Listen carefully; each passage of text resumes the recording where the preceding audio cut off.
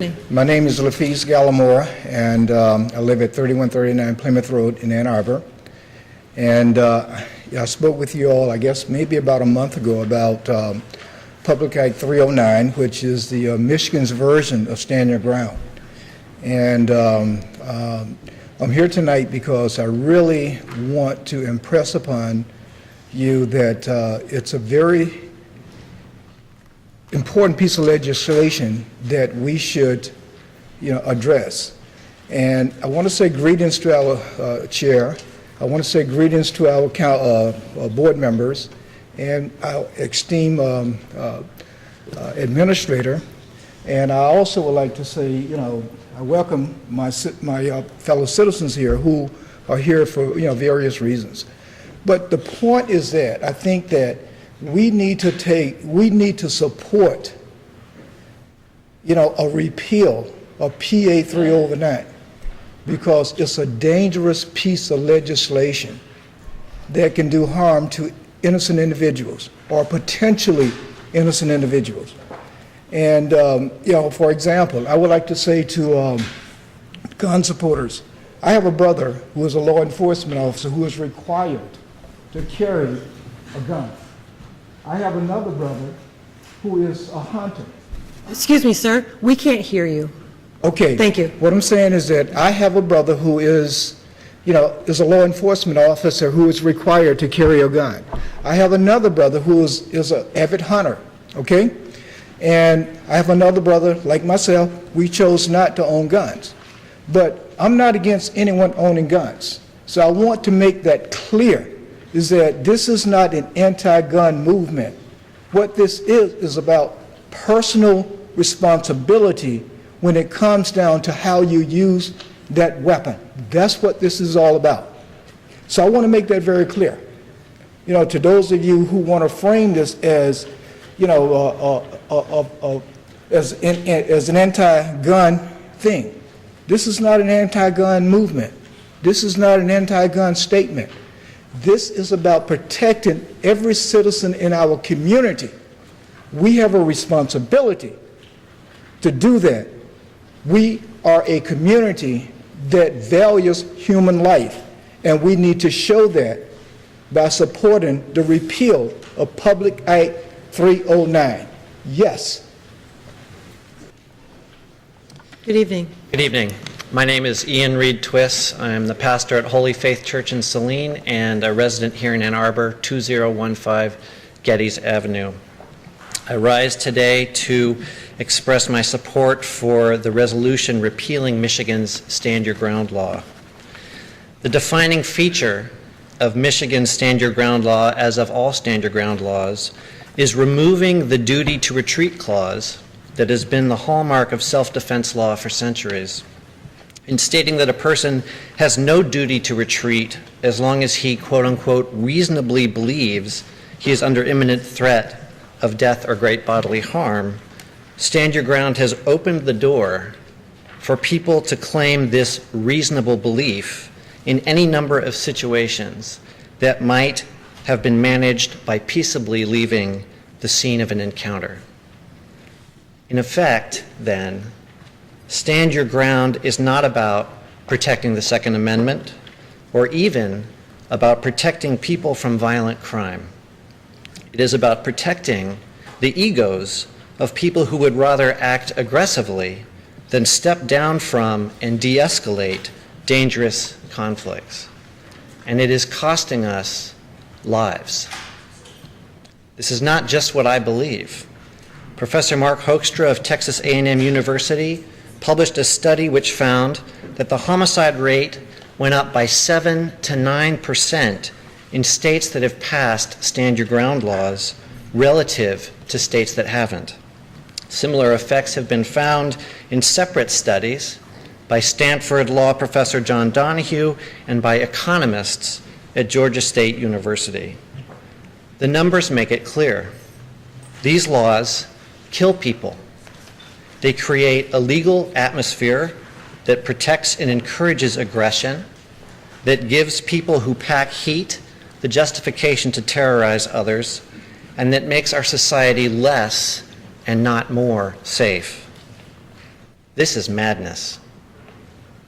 Please, as a pastor and concerned citizen, I respectfully urge you to support the repeal of this unholy incentive to violence.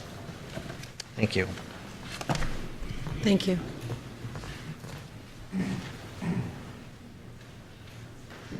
Good evening.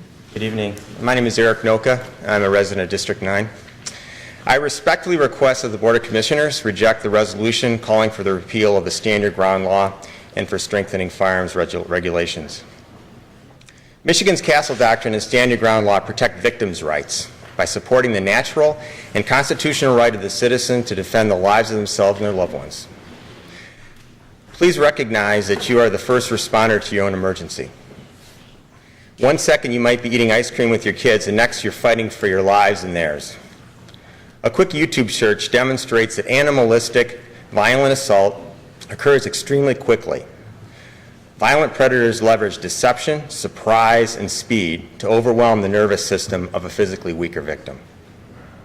Using surprise, the criminal predator may only be armed with simple tools or the personal weapons of fists and feet.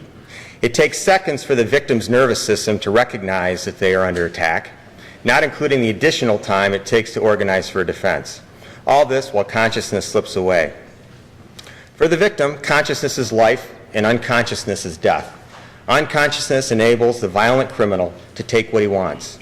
Citizens have the right to stand their ground to defend themselves. It's a natural right, codified as a civil right.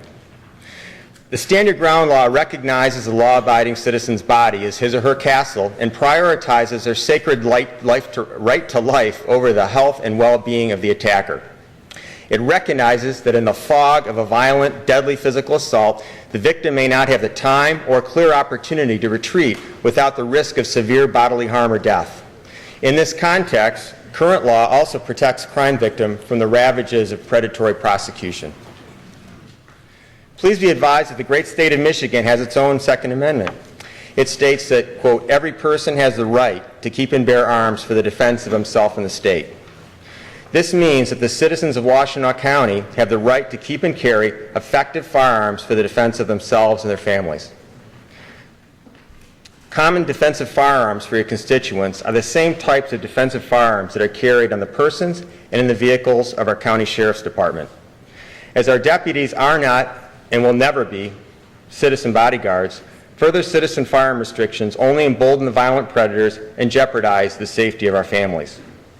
If this is not intuitive enough, perhaps a simple test could be posting, "This is a gun-free home," sign in the front yard and announcing it on Facebook. Then imagine the twisted, opportunistic joy in the minds of the local gangbangers as you assess the quality of your sleep. The reason why modern firearms are semi-automatic and have magazines commonly designed with standard, not high, capacities of 17 rounds or more is that assaults are unpredictable and difficult to defend. Predators seek advantage and typically operate in teams to improve their success. Thank you, sir. This resolution is Sir, not a racial issue. Your time is up. Thank you. Thank you.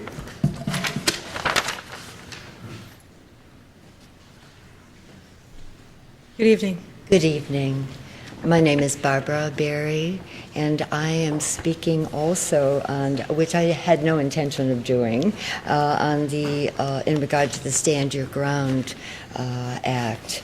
I, too, well, being a female, of course, I have loved it that I'm able to carry, concealed carry, open carry, so on, and result.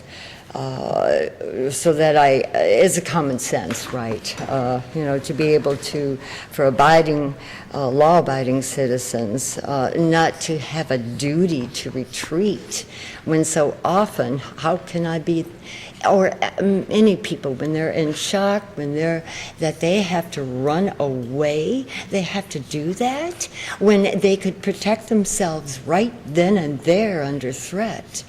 And I don't understand wanting to take even more rights away from the citizens. The use of deadly force is often necessary to prevent imminent death of either myself or another. And a person should have immunity to criminal charges and civil suit. Immunity would bar suit, charges, detention, and arrest. I'm asking that there would please be a vote against the repeal of the Stand Your Ground Act. The government and media have pushed this, the right to stand your ground in defense of yourself and others, and they did that even in the Zimmerman case. But stand your ground they accused him of doing that, but stand your ground was not even used in his defense. It's a horrifying thing to believe, to see, or to realize that my rights to protect myself and those around me, my children, my family, would be taken away. Actually, if I'm out on the street somewhere, I'm required to run. I don't understand any of it. It's a common sense that an abiding citizen would have a right to carry a weapon in protection of themselves and others. And I just pray that you would not go against this law, standing your ground, and strengthening even more firearms regulations. I've heard of even wanting to allow a person to have maybe 6 shells in his weapon.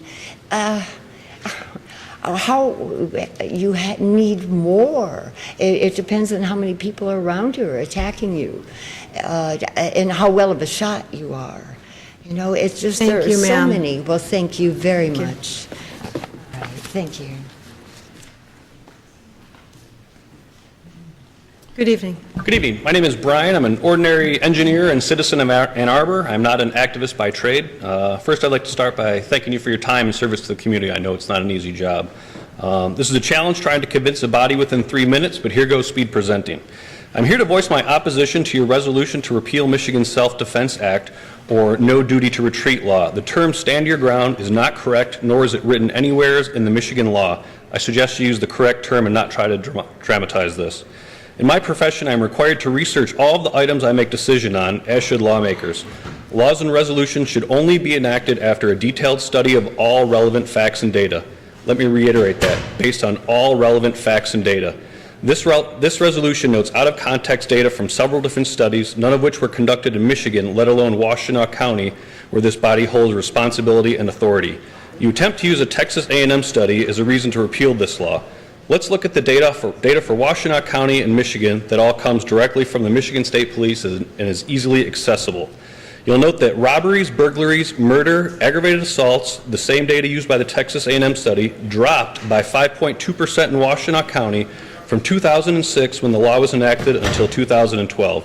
When we look at the state as a whole, we find that these same categories resulted in a drop of 21.5% in the crime rate.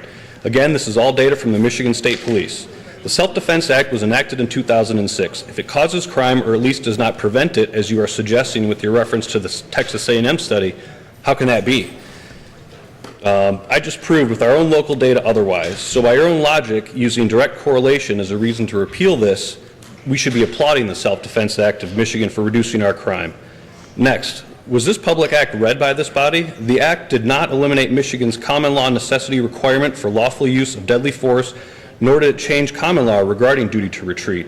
Where did that come from? These two statements are false. The act reads, and I quote, this act does not modify the common law of the state in existence on October of 2006 regarding the duty to retreat before using deadly force or force other than deadly force. In Section 4, this act does not diminish an individual's right to use deadly force or force other than deadly force in self-defense or defense of another individual as provided by the common law of the state on October. Next, the Supreme Court ruling Coffin v. U.S. in 1895 states, innocent until proven guilty. The burden has always been on prosecutors to prove beyond a reasonable doubt. We put our lives in the hands of police, and locally that is a department decimated in numbers and capability by our local administration's fiscal irresponsibility.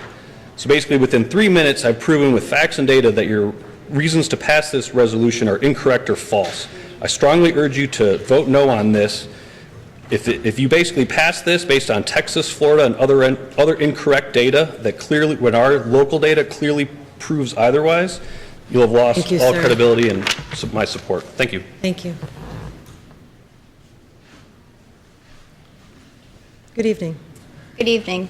My name is Kristen Riegel, and I am an ordained clergy person in the Presbyterian Church USA and a resident minister at First Presbyterian Church of Ann Arbor. I'm here this evening to to show my support for our resolution calling for the repeal of Michigan's Stand Your Ground law and for the strengthening of firearm regulations. As someone who believes that violence cannot be fought with violence and that a call for peace with justice is one that must be done with less than lethal means. I want to express my support for the repeal of any acts that would be in the name of Stand Your Ground. In particular, I'd like to call on all of you to consider the ramifications of not passing this resolution by looking at acts and research done by Texas A&M, which showed that states that had passed Stand Your Ground measures saw no drop in robberies, burglaries, or aggravated assaults. Instead, an increase in murders was observed in these states. Thank you so much for your time. Thank you.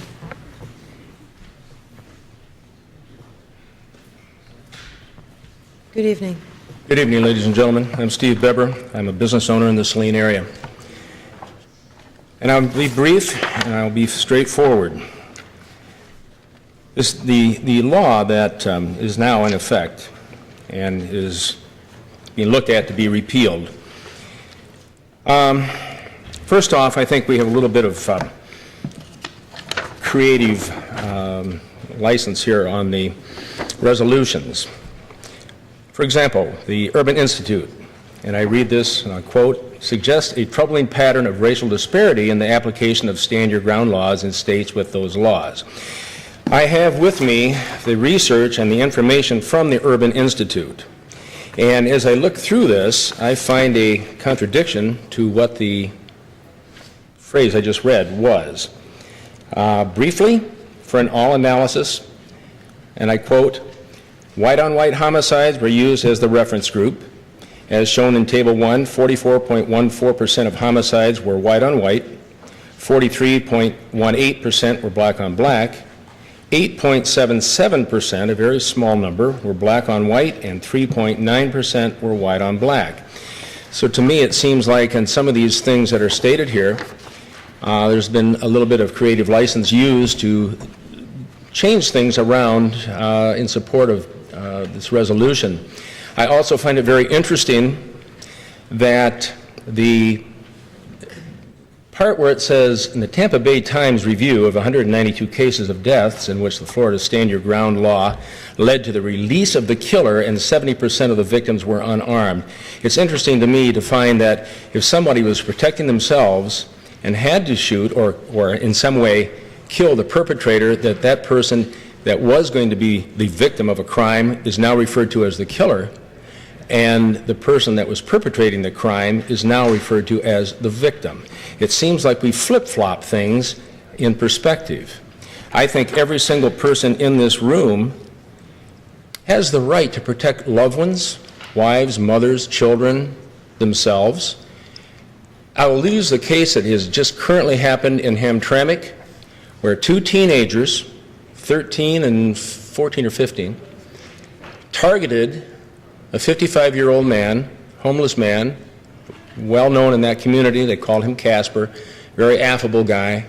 They simply targeted him and beat him for no other reason, as the police chief of that community said, than just hate. The man is in critical condition. What was he supposed to do, run away and expect not to have these two kids go after him? So, that's all very noble to say, well, we should retreat. Well, if somebody is targeting you for theft or rape or whatever, they're going to come after you.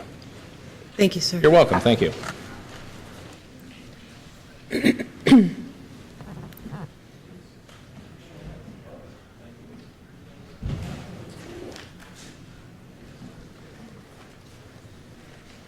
Good evening.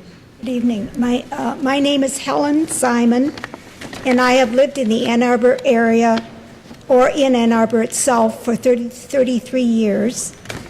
And I'm a member of Voices for the Prevention of Gun Violence, which is part of the Interfaith Council for Peace and Justice. And I am in favor of reducing all the gun violence, trying to reduce as much as, of the gun violence as we can.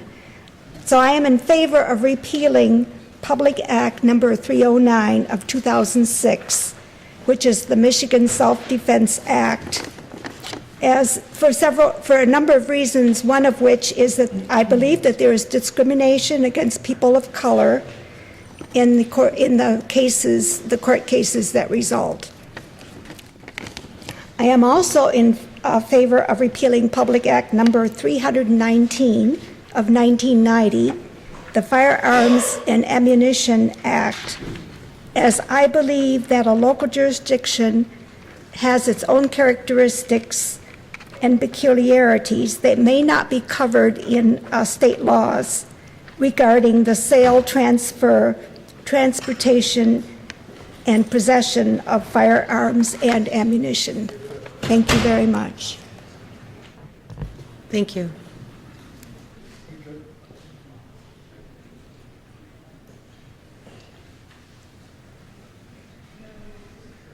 Good evening. Good evening. My name is Jim Price. Spelling is Pryce. President of Tri-County Sportsman's League in Saline, Michigan, 800 members strong. And just to make it short and sweet, because everybody else is giving you statistics and everything, to me, this is a state issue, something that should not be covered here by a Washington County board. So I would ask that the resolution be dropped. Thank you. Thank you. Good evening. Evening. I'm Robert Dick from Lima. I'd like to speak in opposition of the repeal of the Stand Your Ground law. I'd like to point people to a few numbers. So one of the claims that some people supporting the resolution have made is that Stand Your Ground laws will increase murder rates. People will just start killing each other more frequently, and this is not backed up by the numbers. In the 4 years since Governor Granholm signed the bill into law, the murder rate in Michigan dropped by 25% from 8 per 100,000 to 6 per 100,000. So Stand Your Ground doesn't appear to have had any terrible effect on murder rate. So now a comment on actual impact on safety. How can I make this personal? What if one of you were threatened, say, with assault? What's the most rational way to respond to that, to make sure that you don't get hurt, that your family members don't get hurt? And it turns out there are actually solid answers to these in the research. So Department of Justice numbers show that a person who responds to assault by running away has a 1 in 4, a 25% chance of being hurt or worse. And a person who responds to assault by complying, by doing whatever the person assaulting them tells them to do, has a 1 in 4 chance, a 25% chance of being hurt or worse. And also the probability that a crime succeeds is pretty high in that case, be it rape, assault, or a robbery. A person who resists with a firearm immediately has about a 12% chance of being hurt.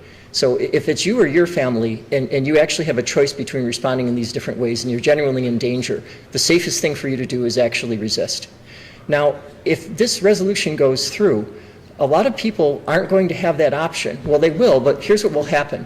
Either they'll listen to the commands from the legislatures, and they'll decide that they won't resist. They'll run away, they'll comply. And frankly, a lot of innocent people will be in a lot more danger if that happens.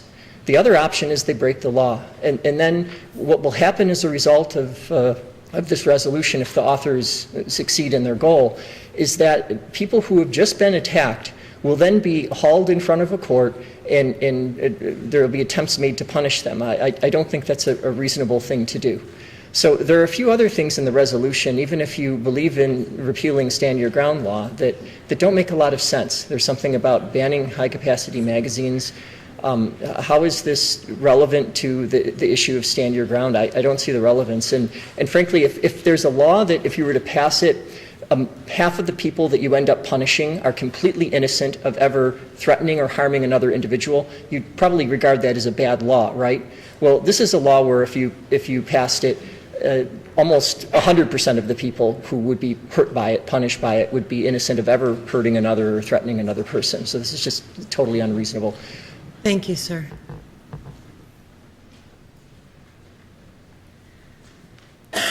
Good evening. Good evening. How you doing? My name is Ross Palmer, and I'm an Ypsilanti Township resident. My purpose of being here is to encourage you to stand up to the rights of law-abiding citizens and abide by the Michigan constitutional right to keep and bear arms, and not support the resolution to repeal the Michigan Self-Defense Act, Public Act 309 of 2006, the strengthening of gun-free zones, and the limitation of so-called high-capacity magazines. I am the owner of Great Lakes Firearm Safety Training. My company trains law-abiding citizens in the safe usage of firearms. I am a SYG Sauer semi-automatic pistol instructor, as well as an NRA training counselor certified in multiple disciplines. And I am appointed by the NRA to train law-abiding citizens that are experienced shooters and become NRA instructors. I have literally trained thousands of people in the safe, ethical, and appropriate use of firearms. The repeal of the Michigan Self-Defense Act would endanger those threatened with imminent death, great bodily harm, or sexual assault.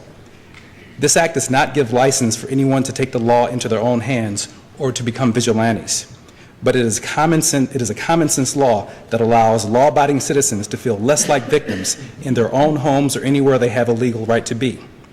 This act levels a playing field for law-abiding citizens. It allows us to protect ourselves against those that we would normally not have the ability to protect ourselves against. There is evidence in the FBI Annual Uniform Crime Report to support the contention that submitting to an assailant is more dangerous to the victim than fighting back.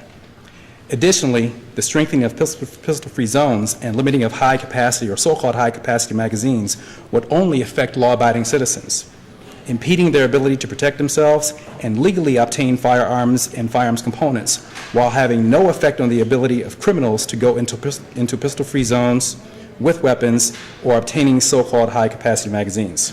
Criminals, by definition, will not follow any law that is passed. So we respectfully ask the board to vote no on the resolution to repeal the Michigan Self-Defense Act, Public Act 309. Thank you very much for your time. Thank you.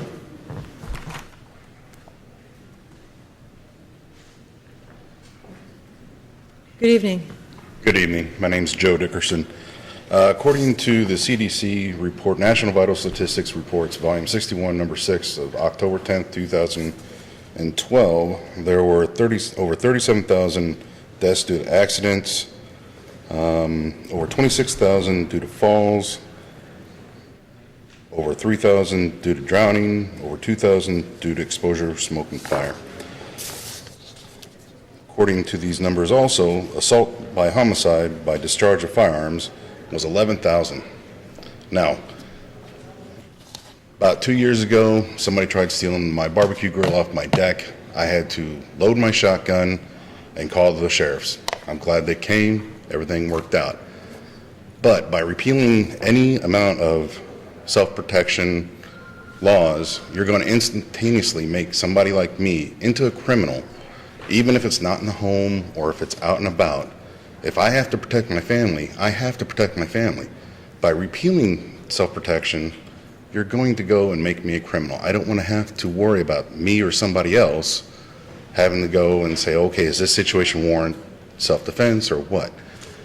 Now, the other thing is placing restrictions on law-abiding citizens does no good, because it's going to be the criminals that determine the actions of law-abiding citizens in self-defense. If somebody does do self-defense and it goes through the court systems where the police and the DAs and the court systems decide that it does not meet the laws for self-defense, well, then they made a poor decision, and unfortunately they are going to suffer the consequences. But the hobble law-abiding citizens by saying, well, are you sure, are you absolutely positively sure they're going to harm you? Who's going to know that in that situation? You need to protect yourself, and unfortunately criminals don't follow the laws. Thank you. Thank you.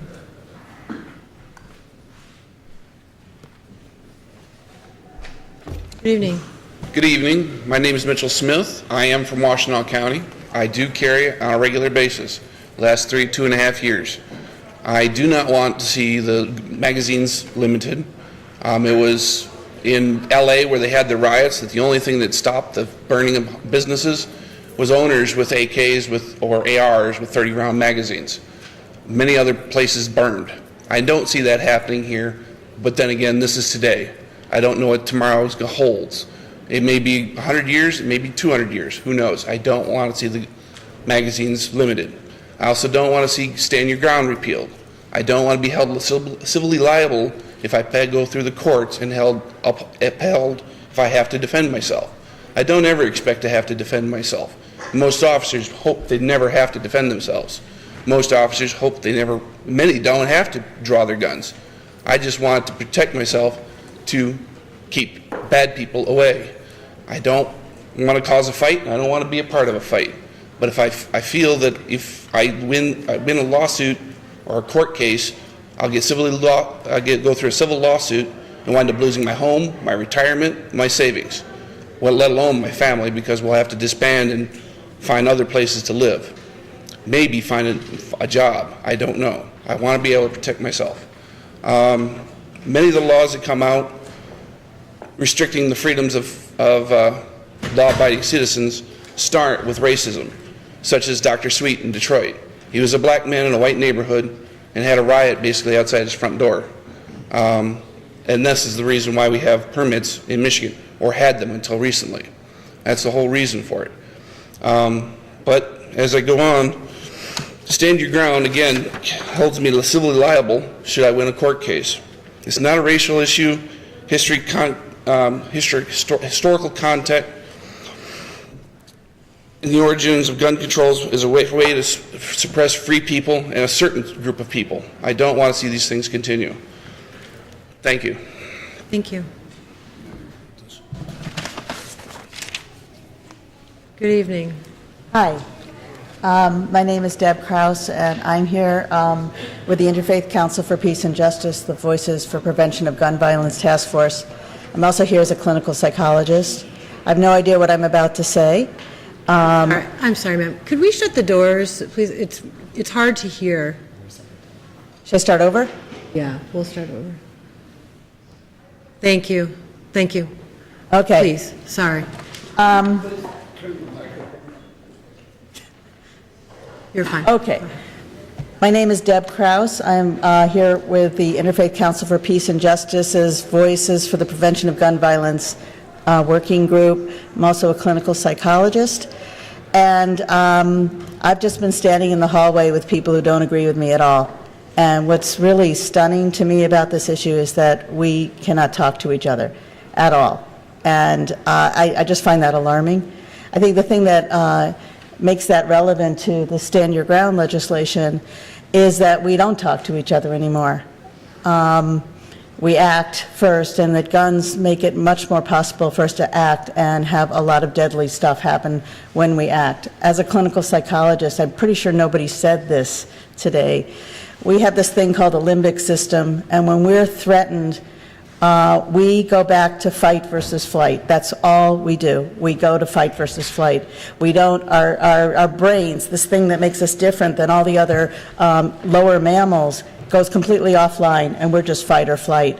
And the idea that if anything in the world scares us, if we feel threatened by another person, that what can happen in that situation is before my brain is even logged in, somebody can point a gun and shoot me, or I can't see this happening personally because I'm not going to carry a gun, but I could shoot them.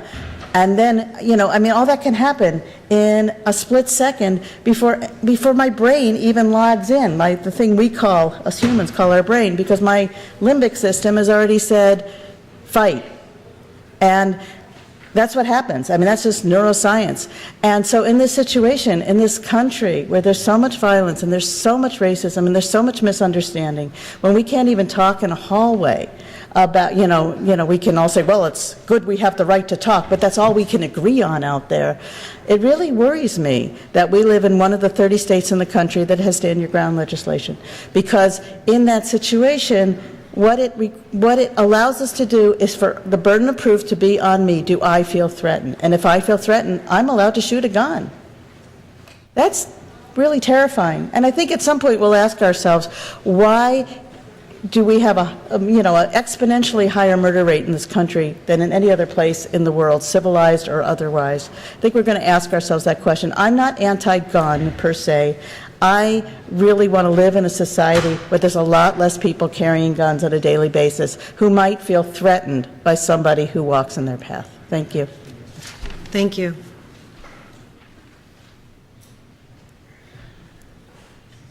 Hi, I'm Melinda. I live in Ann Arbor. Michigan Constitution states, as most of us know, every person has the right to keep and bear arms for the defense of himself and the state.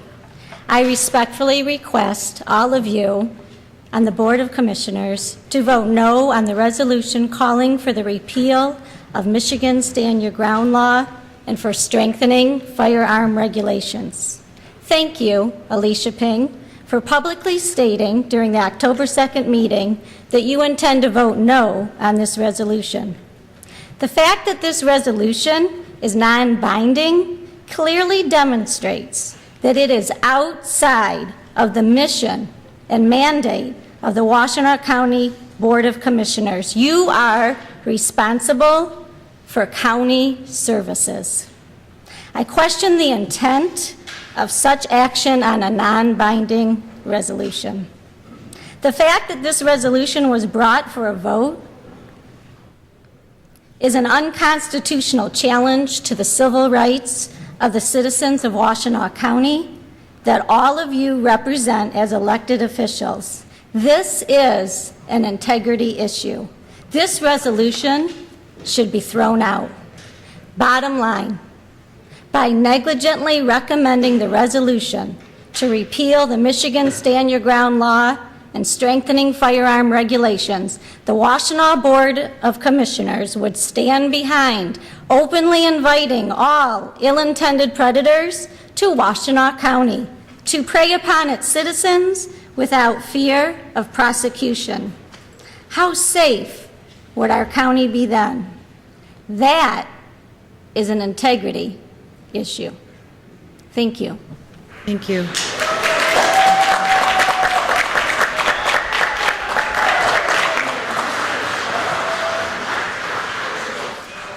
Good evening.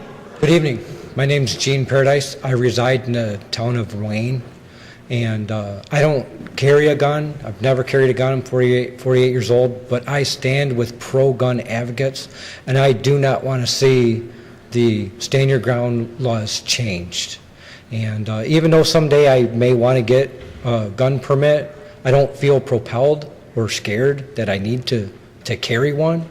And the laws of Stand Your Ground serves to protect us, and I'm sure that if it were passed and Stand Your Ground laws were repealed, that it would encourage criminals to be able to attack their assailants with greater confidence. And one of the guns that I do own holds a 15-round magazine, and if magazine capacity is changed, it would cause me to carry it or have my gun when I want to use it for either home defense or whatever, that I would have to have less ammunition in that gun. And I'd also like to say I'm a little nervous, so I'm not doing as good as I thought I would. I would like to give a little illustration. Everyone knows what a fire extinguisher is used for, right? In the case of a fire, most people would hope to own one. I have one in my house. And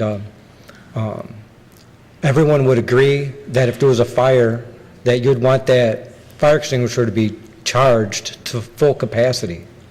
Would you feel safer if it was filled to, say, 70% capacity? I don't think I would feel safer.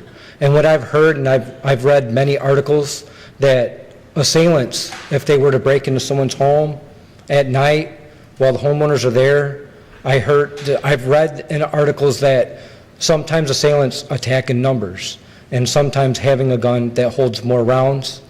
In a situation when you're nervous, your aim might not be as good as it is at the range, and having more ammunition could be a good thing.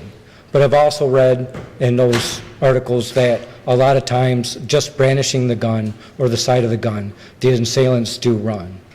So I hope that the legislation for repealing your stand your ground law can be thrown out, and I hope that there's no change to magazine capacity. Thank you, and have a good evening. Thank you.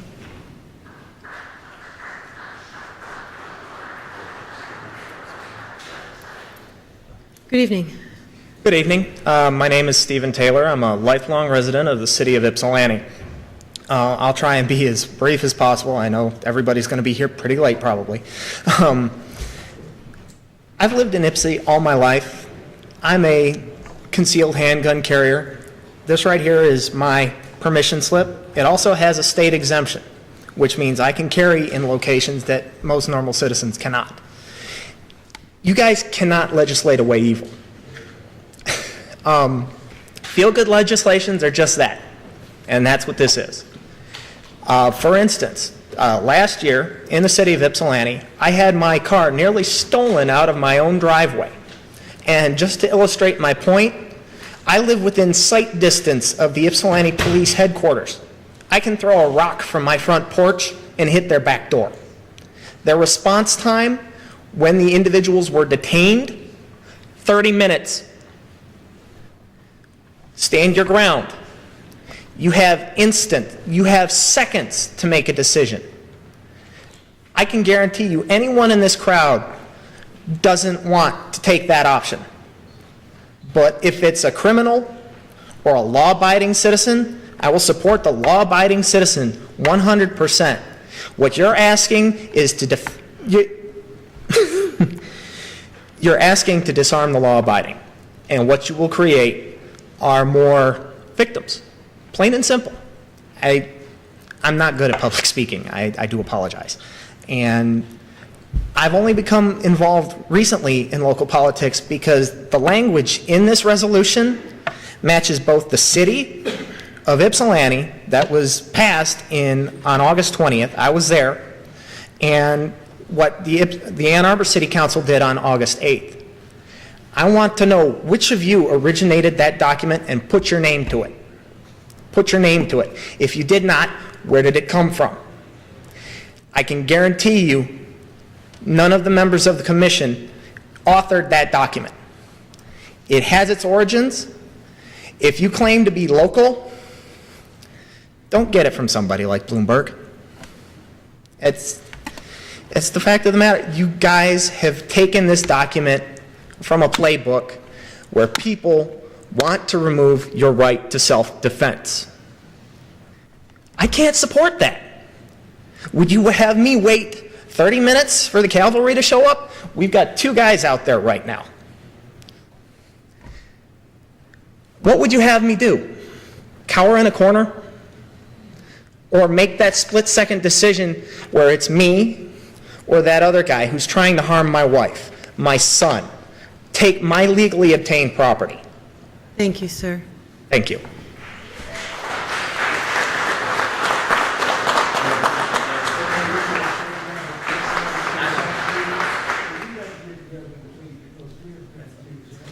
Good evening. Good evening. My name is Peter Bertacci, and I am an Ann Arbor resident.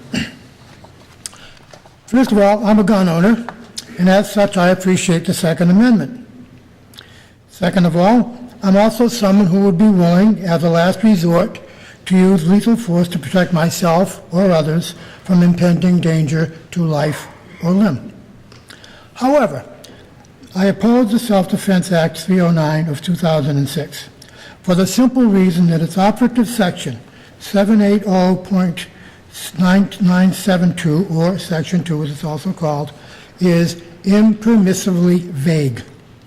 It permits individuals to justify the use of deadly force on the sole ground that they, quote, honestly and reasonably believe, unquote, its use is necessary to prevent imminent death or bodily harm or sexual assault to or on themselves or others without setting forth an objective method or standard whereby the claim to hold such a belief can be assessed for its actual validity.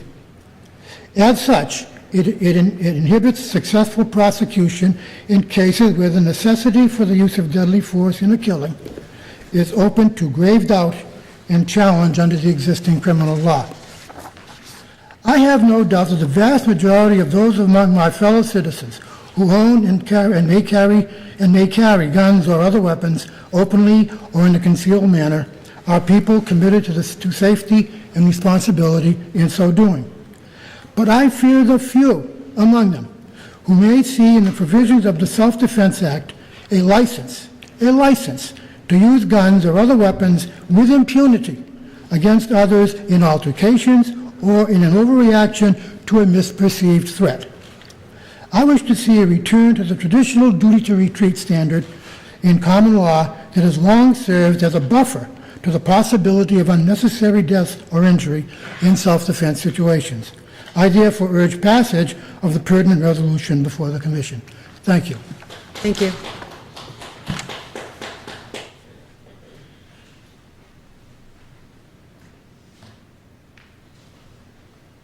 Good evening.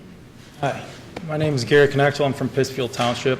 I just want to say I think this is a ridiculous resolution, and I want to thank you for bringing this to the forefront, because what you did is you energized hundreds of Washtenaw County residents, and based upon how your vote tonight, we're going to remember that next election. Thank you. Thank you. Hello, I'm Jerry Walden. I'm a family practitioner. I live at 2805 Overridge in Ann Arbor. I represent 165 physicians in Washtenaw County who are part of Physicians for the Prevention of Gun Violence. And we strongly support your resolution on Stand Your Ground. Because, as you probably know, the country is awash in guns. We've gone from 200 million to 300 million over 15 years, and that doesn't even bring us up to date. We've got all kinds of people carrying concealed carry now. That's 320,000 in the state. 1 out of 20 are carrying guns. And so there's so many guns that the bad things are going to happen with them. In Michigan, MLive did a study, and this was about a year and a half ago, and it showed that gun homicides and Stand Your Ground were increasing, especially in 2009, 2010. The data wasn't really good.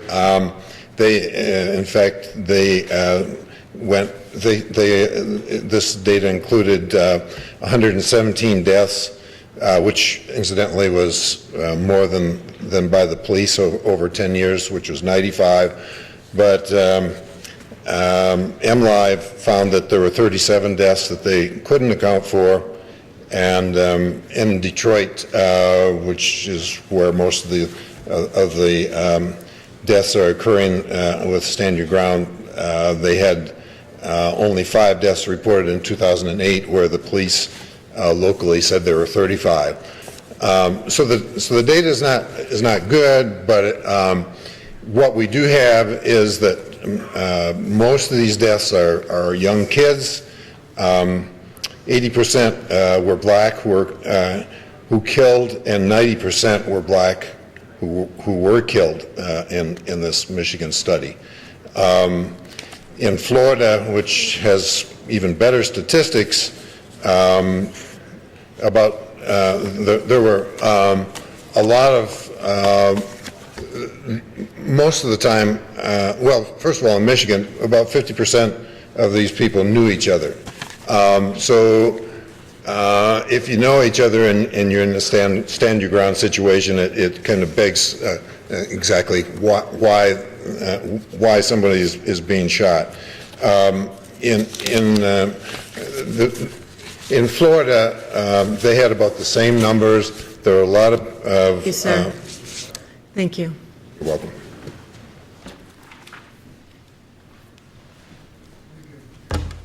Good evening. Good evening. I'm Mark Sliker. I'm a resident of Lodi Township. I'd like to read from the proposed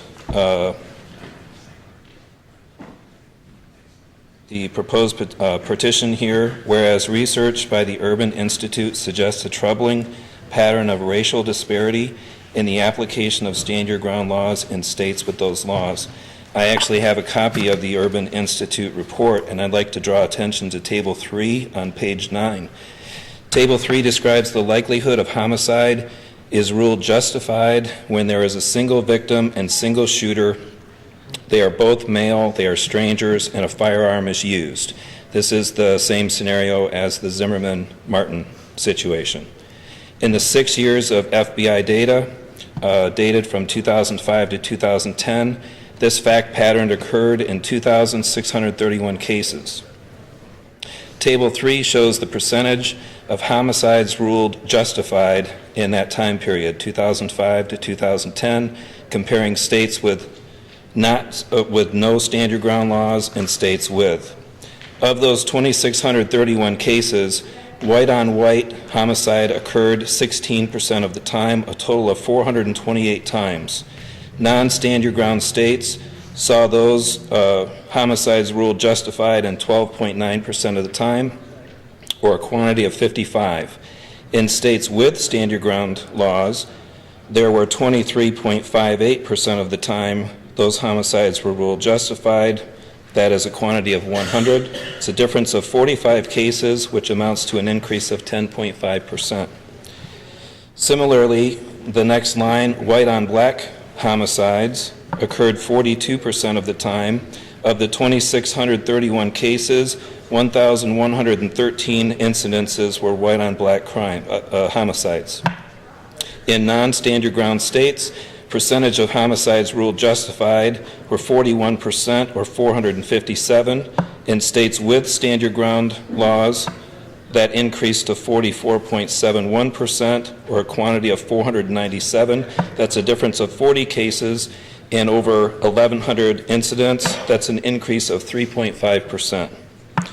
Black on white homicides, 8.57% of the 2,631 cases, or quantity 225. Non-stand your ground states ruled justified homicides 7.6% of the time, or a quantity of 17 times. In stand your ground states, 11.1%, or a quantity of 24. That's an increase of 7 out of 225, and percentage, that's 3.1%. Lastly, black on black homicides, 10.14% of the time. Thank you, sir. There was a difference of -1, so the data does not correlate with the state. Thank you. Good evening. Good evening. Mike Thompson. I've been an Ann Arbor resident for over 20 years in the Maple Miller area. Your stand your ground law, I know it's your own personal opinions that you're pushing at the moment, and I don't think you can necessarily appreciate. I've lived in that area now for the past 15 years, and on 3 occasions I've had to evict people from my property who've decided that they seem to like what I have in my tool shed, or they seem to like the fact that they can bang on the windows and scare the hell out of my family. And I've had to chase them out with a shovel. I don't know if that would qualify as stand your ground or not, but I do not believe that I would hesitate that if someone were threatening my family in my own home, that I would not defend them. I do have a CPL license. I do not choose to carry. It's strictly for my own personal use. But again, it is an issue in Ann Arbor and Washtenaw County. I don't see that it is I haven't heard that there's a lot of incidents to worry about in this area as far as this stand your ground issue. But I do believe that everyone should have a right to defend themselves and their family in whatever situation. Thank you very much. Thank you.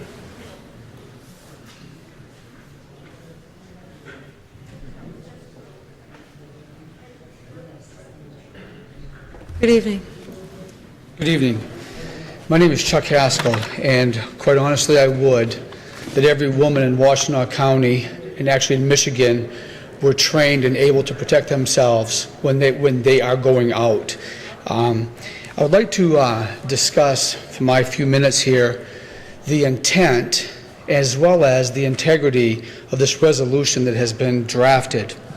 I've been looking at it, trying to be honest about what it says, and its import, its intent, and I've come up with a number of things that I would like to share with you, hoping that fact is actually important in a resolution that is supported by the Washtenaw Commissioners.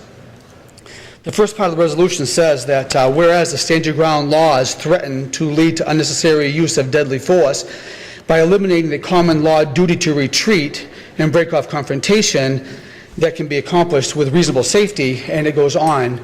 I would like to state, as I looked at what common ground law states, it's going back to England, it's going back to the tenets set up by Blackstone, and nothing in there as far as a stand your ground is there. Blackstone says there's 3 classifications of homicide, which is what the inevitable end of stand your ground would be. One is justifiable, one is excusable, and one is a felony. Justifiable, without getting into I only have a minute and a half left, without getting into all this detail, is if somebody is breaking into your property, if somebody's trying to do you harm, you are justified by the laws of nature to defend yourself. To retreat is not in common law duty, but it's stated here as one of the tenets. Rapidly going down here, your second one concerning the urban institutes, as you try to find these documents by them, there are stats that are just, let me bring up one important part about the stats. The stats call the victim the person that was shot, when they're actually the perpetrator. If you look at Michigan's language, when they passed that law, the stand your ground law, it was the perpetrator was the one who was attacking the victim, the person who stood their ground. I don't understand this mishmash and changing of definitions for a resolution to take away the right of a human being to defend themselves. Stand your ground laws are there to protect the law-abiding citizen from a criminal that would actually take their rights away. And why would the Washtenaw Board of Commissions want to go against the right of a person to defend themselves? And using stats that I hear here and there to say, oh, how bad guns are and how many murders. Facts, when you look at them, don't support that. They do support that people defend themselves and are attacked. Yes, okay, my time's up. Thank you. Yeah, I appreciate that, and I hope that you consider the intent and the integrity of this resolution. Good evening. My name is Dennis Moore. I live in Willow Run. I too will not give you my numerical address because I am the director of the Willow Run Tea Party Caucus, and within the last 2 weeks, I have received a bomb threat to the meeting place that we meet 4 years every Friday night. That's going to be relevant to the point I'm going to make to you folks. I'm going to do 3 things quickly. I'm going to issue an observation, an admonition, and then a promise. My observation is going to be that you don't need facts from me. At this point, you've got plenty. You came in here with your minds probably made up, and you're measuring how much opposition you have to the way that you feel. My admonition to you is this, that you would consider that neither one of these 2 laws that you propose this resolution for uses the word gun. This is a matter of self-defense. And you are going to put your name, if you support this, on a resolution to diminish my right to self-defense. My admonition is that you do not do that. And I apologize for the glasses. I don't like using them, but I don't have a great memory. The thing that you're going to do, and I need to offer a gratitude of thanks because you have accomplished something that in the 4 years that we have met in caucus that I haven't been able to do, neither has the Tea Party been able to do. What you have accomplished is the repatriation of a polarized electorate to the wonderful home of common ground. And that's something that's been missing in politics. And you have already done that, and I'll give you proof. There are Republicans here. I'm a Republican. I'm in therapy over it, but I am. You will have Democrats. The fact of the matter is, We don't tell you who we are when we come to this podium. You don't know. The fact of the matter is you have heard many Democrats who share this common ground that you have repatriated. My promise to you is this. Every ounce of effort that I have and what influence I have in the Tea Party will be toward the issue of common ground of Americans, and you have helped me do that. We will find this common ground, and hopefully you will understand that it is folly to attack the limitations of the Constitution. I thank you for your time. Thank you.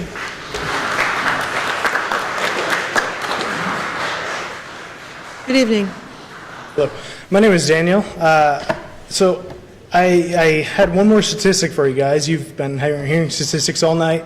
Did you know that 100% of people get bored by statistics? So you guys are dozing off because people are keep talking. So what I'm going to say and end with is that something that is undebatable.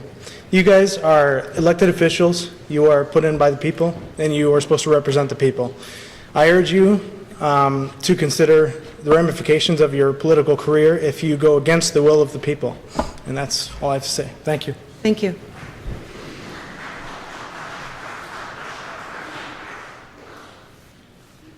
Good evening. Good evening. My name is Michelle Barney. I have been an Ypsi resident for a decade and a half. I grew up in Detroit and New York, and I am no stranger to street violence. I have been accosted once in my home in an attempted rape, and once on the streets of Ann Arbor in the Glacier Way area. So good neighborhoods and white majorities are no guarantee of safety. I oppose the Stand Your Ground law, and I hope you will approve the petition.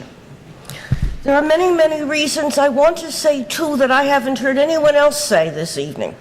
One, what the person has to do who is faced with being accosted on the street is to make a snap decision as to what is reasonable.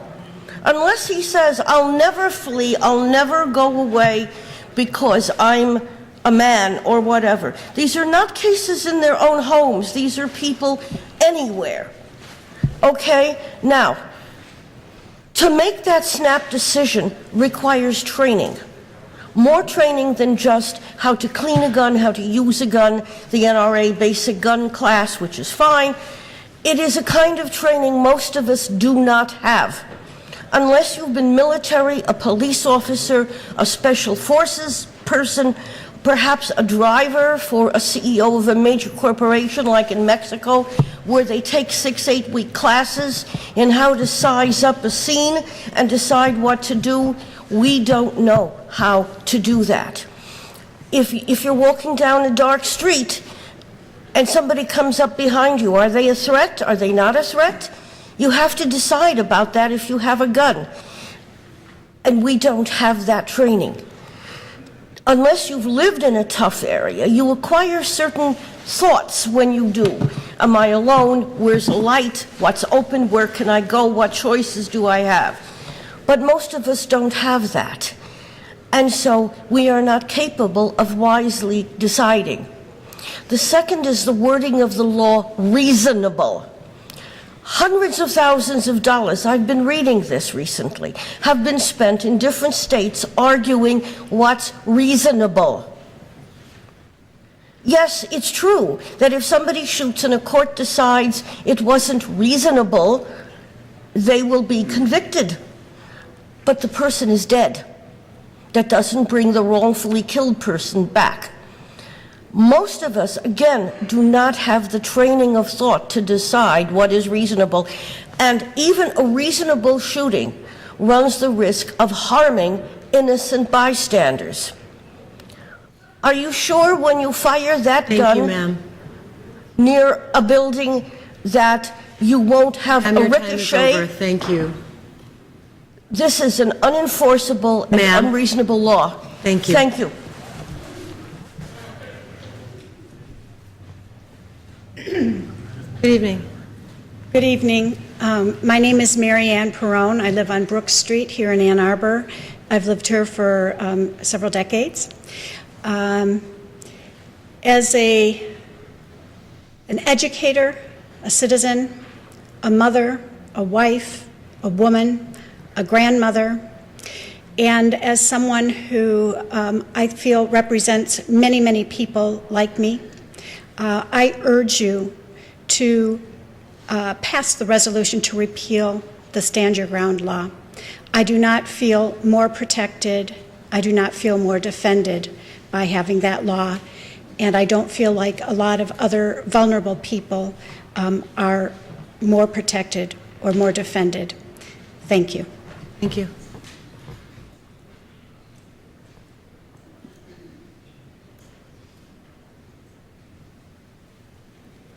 Good evening. My name's Luther Isaac. I'm a resident of Ypsilanti, born and raised here, 52 years. I ask that you vote no on this resolution because I've heard everybody talk about homicides, statistics. It's not about homicides. It's about somebody invading my home and posing a threat on my personal safety or my family's personal safety. I'm not sitting there on the couch with a gun in my hand. It's my last resort to violence to take care of this problem. And if you take that away from me, then I don't have 2 armed deputies out in my living room, that can protect me, because there's 2 deputies here. I have myself to protect me and my family. And I ask that you don't take that away from me because we are law-abiding citizens. We've attained our CPLs. We have been through strenuous schooling and range training. I mean, we're not out here, we're not gun-wielding freaks. We're just everyday citizens that work for a living. And I ask that you vote no on this. Thank you. Thank you.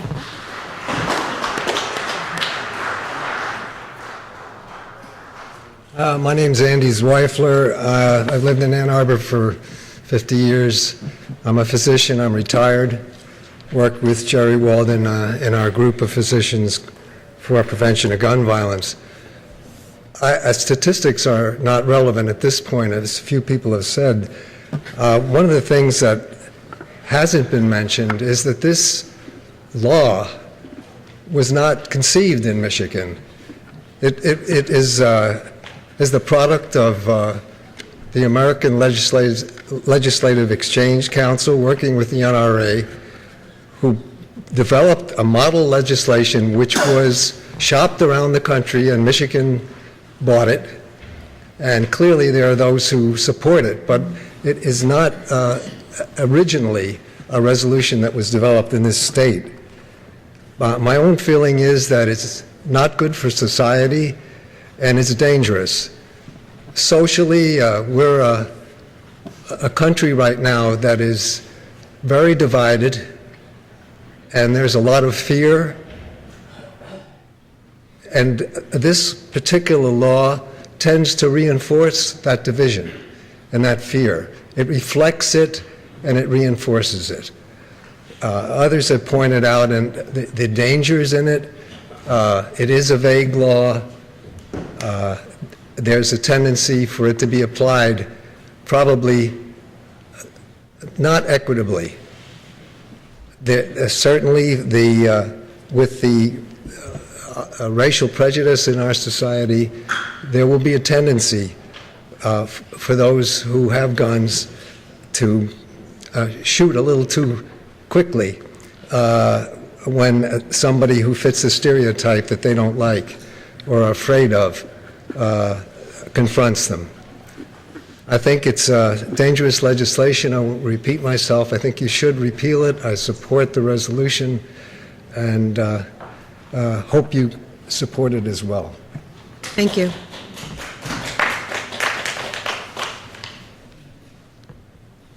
Are there any more citizens at this time? Good evening. I'm Julie Steiner. I live in Ann Arbor. I've been here for more than 25 years, and I'm here to speak in support of your resolution tonight. And I speak because I sat and listened to the speakers who came before me. And honestly, I'm terrified. What I've been hearing is people talking about the fear in their lives and their response to that fear to be to take up a gun and shoot someone who is stealing a barbecue, who is trying to steal tools, who is trying to steal a car. Is that worth a human life in our community? Are we waiting for a situation in our communities across Michigan for our own Trayvon Martin? Is that the situation that we want to wait to see happen?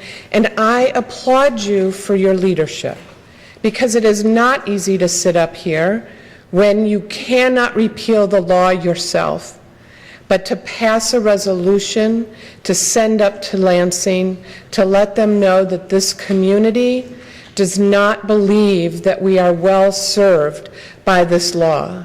And what Dr. Zweifler just said, I just want to echo.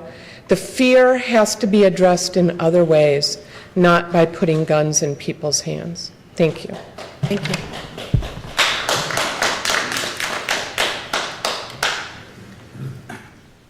Hi. Good evening. My name's John Taylor. I believe the stand your ground law is based on the reasonable assumption that your life is in danger. And so I don't think theft would actually count for that. So I don't see how that would necessarily be something we'd have to be concerned about. I'm in opposition to the resolution and ask you not to try to diminish our rights to self-defense. I'm also in opposition to the millage increase under Public Act 88 of 1913, which is an archaic and outdated law. And I believe that all tax increases that go to the citizens of this county should go through the citizens of this county and allow the voters to decide whether or not to tax themselves more. And to go under some archaic law and even use the tax dollars for things that were probably not even meant to be used for back in 1913, I just think that's not correct. Thank you. Thank you. Are there any other citizens at this time? Good evening. Hi, my name is Linda Sprankle, and I'm an Ann Arbor resident for many years. I just want to say that I am 100% against the Stand Your Ground laws, and I am very hopeful that the Board of Commissioners will urge the Michigan legislature and governor to repeal Public Act number 309 of 2006 and Public Act 319 of 1990. I was very distressed about the Trayvon Martin case and believe that it was just a tragic example of what can happen when the average citizen is armed and in public. I'm not so concerned about people in their own homes defending their home with a gun, but I don't like the notion of an average citizen out on the streets. This is what we have police for. This is what I pay taxes for, is to have the police there to protect me. I think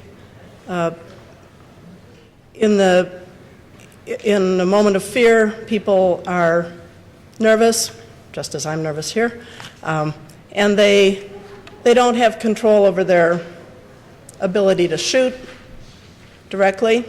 They can make very life-lasting errors, shoot innocent victims. I know that there's a very large crowd out there who's in support of the concealed carry and the Stand Your Ground laws. I know they're very vocal, but the voices of the physicians and the religious community who have spoken, I think have a very balanced view, and one that I hope at least everybody will take into consideration, that this is the notion of having teachers with guns in the classroom is just so frightening to me. I don't understand that kind of mentality. I understand people's fear, but guns are not the answer We must learn to speak with one another, to respect one another, and in this time of great divide within our country, I think it's ever more important that we not reach for a gun, but that we reach for a fig leaf, so to speak, and that we come to dialogue in a place like this, and each person gets their minute. Thank you very much. Thank you. Douglas Smith, Pittsfield Township. The resolution that you're going to vote on tonight would do two things. It would ask the legislature to repeal the Michigan Self-Defense Act, and it would repeal the law that prohibits local jurisdictions from passing their own gun laws. The Michigan Self-Defense Act was passed by a bipartisan majority in the legislature, and it was signed by a Democratic governor, Jennifer Granholm. The MLive reporters did an extensive review of all cases of justifiable homicide. Now, it's important. Justifiable homicide is how things are categorized. There's been a lot of statistics about whether there's an increase in homicides. Well, that has nothing to do with the Stand Your Ground law. It's the justifiable homicides is the number you need to look at. There were slightly more than 100 cases, and that's in more than a decade. Okay, and only half of those involved the death of a stranger. Most of them were domestic violence sort of situations. In addition, of those about 40-something cases involving a stranger, about 9 of those were deaths caused by a police officer.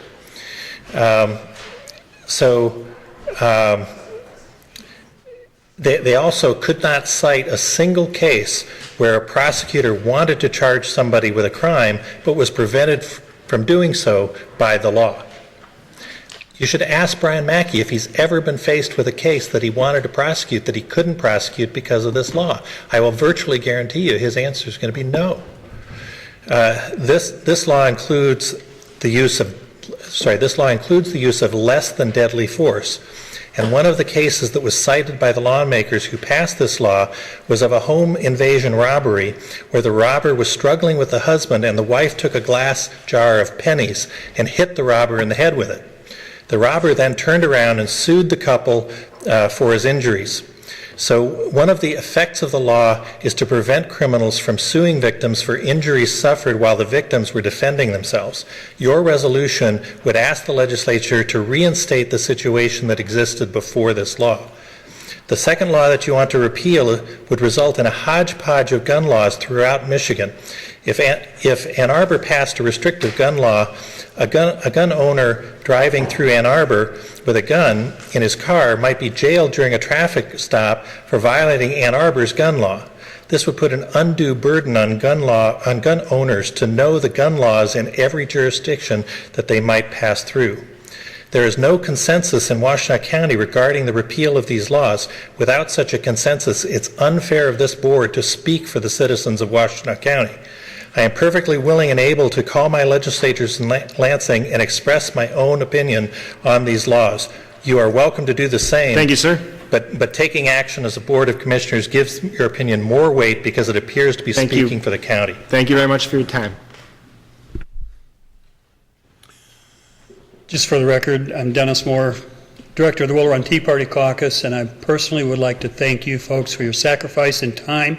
I said that before, but now I really mean it. We at the caucus meet every Friday night, have for 4 years, and we start at 9 o'clock, and we never get done till around 2, so we're used to this. This is very important stuff, and I'm going to take this opportunity, I'm going to be quick, to disagree with Dan Smith and Alicia Peen.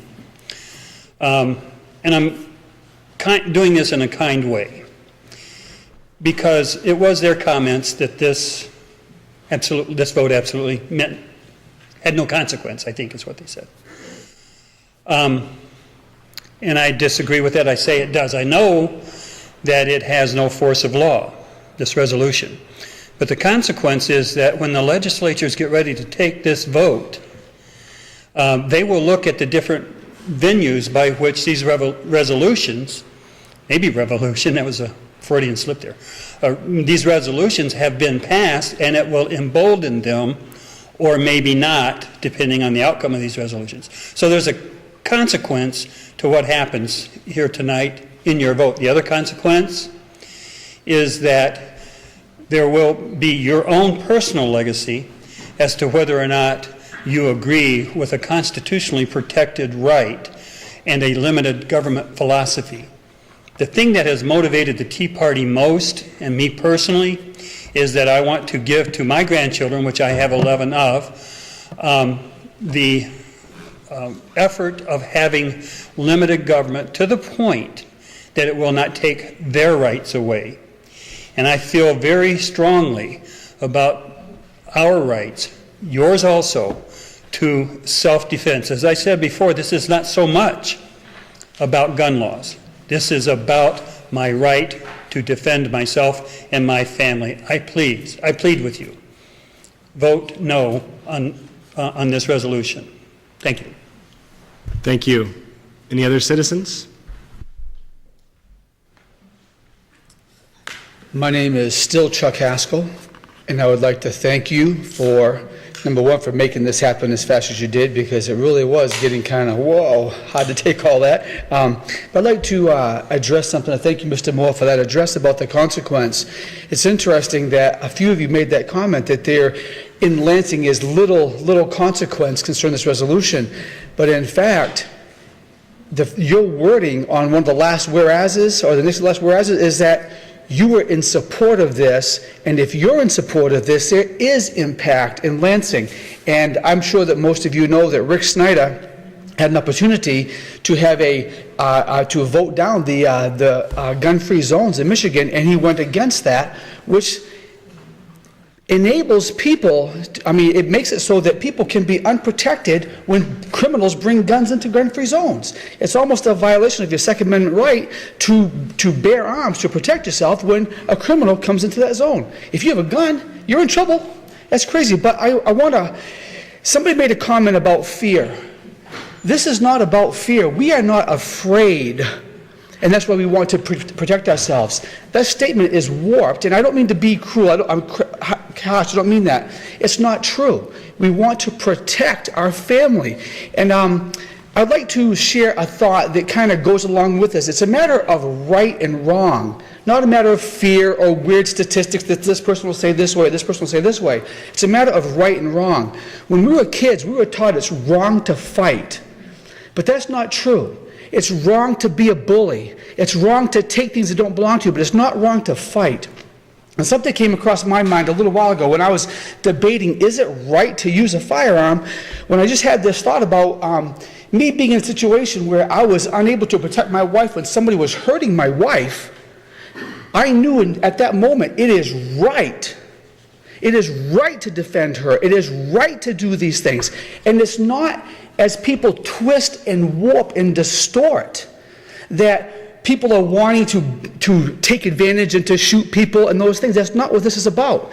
And so I also urge you, please understand, this right to defend yourself, to bear arms, is not bad. It's necessary to be able to defend ourselves. I thank you for your time and ask you, please consider these thoughts and consider that what you do does have consequence in Lansing. They listen to you. It does have consequence. Thank you very much. Thank you very much. Good morning. John Manji from Lodi Township. I was a police officer for just under 40 years, and I've seen a number of people, a small minority of people, that would harm somebody, would kill you, rape you, rob you, whatever, and not think twice about it. They don't have a conscience, or they don't have that guilt. And the only thing that keeps them in check is men and women that are armed and would cause evil upon them, could cause harm upon them, and stop them physically from taking these actions upon you. I've listened to a number of people talk tonight about, well, they don't want to hurt anybody. They think that they can talk their way out of it. They think that they can do this or that or the other thing to stop this person's action upon them. Not going to happen. If they choose to be a victim, that's fine. That's their choice. They have the right to do that. But I would ask that you not take my right away from defending myself or my family or my loved ones. And that's what this act would do, would take that right away from me, from defending myself or my family.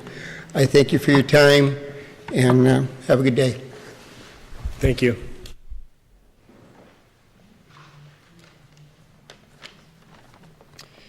My name is Roy Grove. I live in Lodi Township. Washtenaw County Board of Commissioners have a vision that they believe will enhance residents' safety and well-being. Their vision, as they expressed in their resolution up for vote tonight, includes local authority to regulate firearms any way they wish, magazine capacity restrictions, strengthening gun-free zones, and repealing Michigan's stand your ground law. Let us compare their vision with the 6 states that have the lowest violent crime rates in our great nation. Those states are Maine, Vermont, New Hampshire, Virginia, Wyoming, and Utah. As it turns out, there are no magazine capacity restrictions in any of those states. There is no local authority to regulate firearms in any of those states.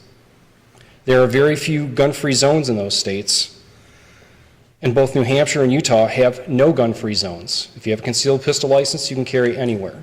Schools, colleges, churches, doesn't matter. Interestingly, half of those states have stand your ground laws and half do not. In spite of what those states do or what our board wishes to do, residents have an inalienable right to defend themselves with the best tools and the best methods available. And arbitrary restrictions on tools or methods are an insult to citizens. It is a fact that violent criminals can and do strike anywhere, anytime. It is also a fact that the sooner an armed person confronts a violent attacker, the less victims there will be. It doesn't matter where a violent criminal decides to strike, we have a right to defend ourselves and our families. Simply stated, our rights are never wrong. Therefore, I call on the board to honor their oaths of office and vote no on the resolution to repeal stand your ground and statewide preemption of firearms regulations. Thank you. Thank you.